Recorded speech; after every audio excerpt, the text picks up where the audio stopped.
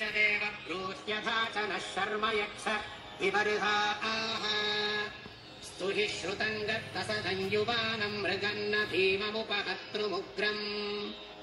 मृडाजरित्रे रुद्रस्तवानो अन्यन्ते अस्मन्निव पन्तु सेनाः परिणो रुद्रस्य हेतिर्वृणक्तु परिद्वेषस्य दुर्मतिरघायोः अवस्थिरा मघवभ्यस्तनुष्व मेढ्वस्तोकायतनयाय मृडय मेढुष्टमशिवतमशिवो नः सुमना भव परमे वृक्ष आयुधम् निधाय कृत्तिम् वसान आचर पिनाकम् बिभ्रदागहि विकिरिद विलोहित नमस्ते अस्तु भगवः यास्ते सहस्रगम् हेतयोऽन्यमस्मन्निव पन्तु ताः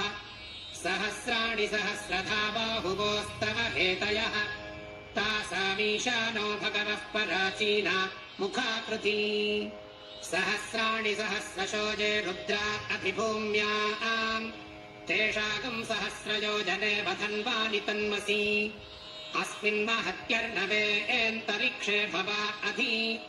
नीलग्रीवा शितिकण्ठा शर्वा अधः क्षमाचराः नीलग्रीवा शितिकण्ठादिवगुम् रुद्रा उपश्रिताः ये वृक्षेषु सस्पिञ्जरा नीलग्रीवा विलोहिताः ये भूतानामधिपतयो विशिखासः कपर्दिनः ये अन्नेषु विविध्यन्ति पात्रेषु पिबतो जनान् ये पथाम् पथि रक्षय ऐलभृदायव्युधः ये तीर्थानि प्रचरन्ति सृकावन्तो निषङ्गिणः